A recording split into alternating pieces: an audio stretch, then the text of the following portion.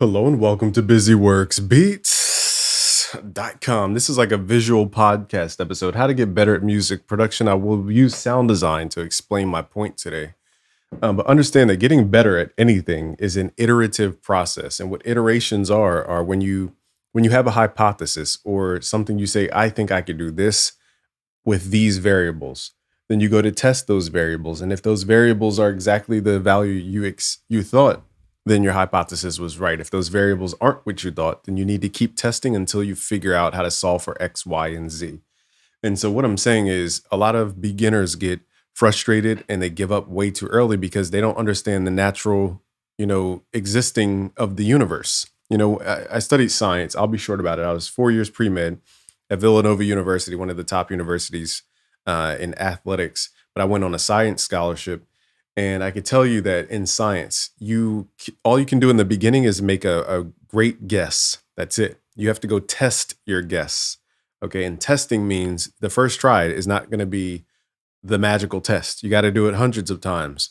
And so with that mindset, when you go into music production, especially in learning phase and like when you're trying to learn, you stop putting pressure on every single iteration. So what you could do is figure out small little incremental things to get better. So let's start sound designing a snare, for example. Okay, so let's sound design a snare and let's make it better each time so we can see our progress over time. So when you first learn sound design, you'll learn that a snare is primarily noise for the most part, and you shape a noise. So you might make a quick little decay curvature like this. Let me turn this up. So maybe this is your first snare. And you're like, okay, I just made my first snare. It sounds like Michael Jackson snare. And then you go to print this into audio by doing this like that. And you're just dragging it into your playlist. I don't know why it's not working now. Okay, usually this works. It's to try not to work because it knows I'm making a video. So anyway, let's record this into the mixer. Send this to a new mixer insert. And what we're going to do is compare our snares over time to show you the process of life is going to be the process of sound as well for your progress in music production. This is our first snare right here. Nothing magical, nothing spectacular. Let's send that to the playlist. Okay, so now we have that as audio.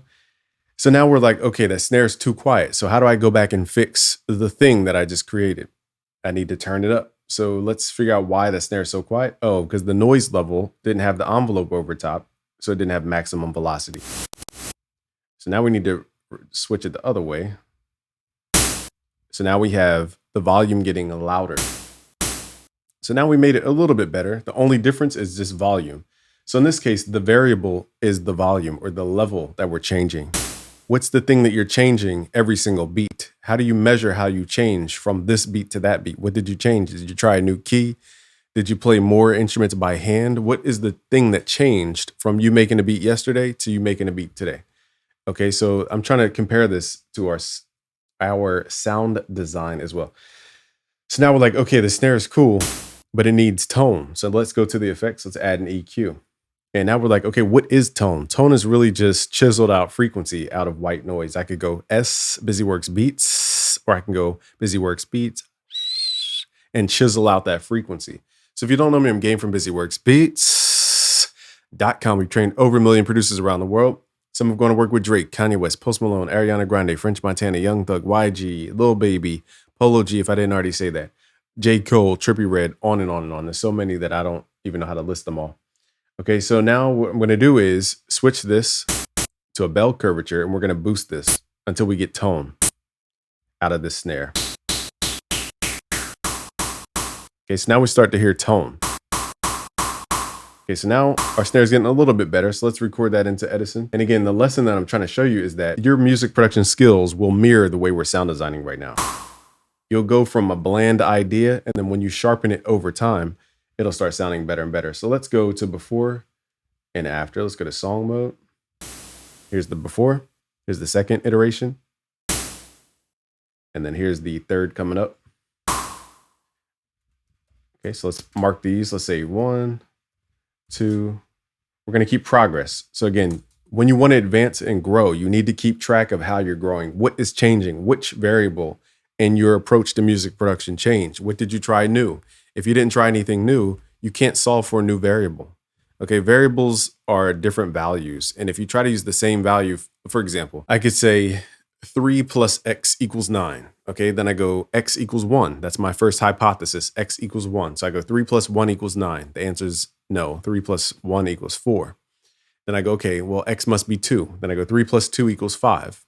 That's not 9. So you continue to add those numbers and you change the number until you get to 9. Let me continue to add more sound design technique to the snare. All right, now let's continue making changes to the snare. So now we say, okay, we start to learn about saturation. We start to learn about squaring off the sound to get more impact. So now we start learning about mixing techniques. So now instead of trying to sound design the snare, we can go into things like soft clipping and push it a little bit further. So let's go in here. Let's add a K clip, for example. Now I'm not going to actually sit here and start doing all these iterations because it'll eat up too much time. But let's add some soft clipping to the snare to add more edge to the sound, make it less noisy and less scratchy. Okay.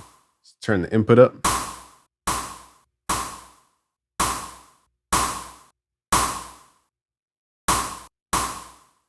Okay, so nothing's truly changing because it's a very noisy sound. Okay, so if we were to add, for example, a sine wave, which we could add for a little more bump in the low end, let's do this. So now that would be my second change. I go, okay, that variable didn't do much to the sound. I tried clipping it at this stage and nothing changed. So now I know the next change I need to make needs to have a tonal difference. So now what we can do is set this to a specific frequency. In this case, we're just gonna lower the octave. And now we're adding that tone to the snare, the bottom end. Okay, so I might say, okay, I like that tone, but it's a little too long. So let's remove that modulator, add envelope 2, make it shorter. So all these small little changes, you know, you're gonna make small changes when you learn music production. It's not gonna be these huge changes every single time. You're gonna be seeking huge changes, but when you truly advance, you're gonna find that smaller changes are gonna get you further than one big, huge change in music production. Everything's a big change when you're first starting, but after a while, you're not going to have such obvious changes. And that's the part that throws people off, is they expect these huge learning gaps, you know, when they're getting further and further. But in reality, going from 97 to 100% is only 3%. Going from 0% to 20 is 20%. So that's a big jump. But going from 45% to 50% is only 5%. And beginners tend to give up because it's not as exciting of a jump, going from 45% knowledge up to 50. So now we have a more crunchy snare. Okay, now you learn about shaping and leveling and all this type of stuff. Again, I'm not going to sit here and sound design from absolute scratch. It's take too long. But let's record this one, and then we'll compare it to the first snare that we created. Okay, so that one has a little more saturation and clipping going on. Okay, so this is our fourth iteration. So again, when you approach knowledge like this, when you approach music production like this, and your beat making like this, and your songwriting like this, you will stop obsessing about which iteration you're on, and you'll just worry about getting the iterations out there instead of obsessing about which iteration which number you're on. So let's go all the way back to the beginning and listen to our snares that we created today. That was barely a snare.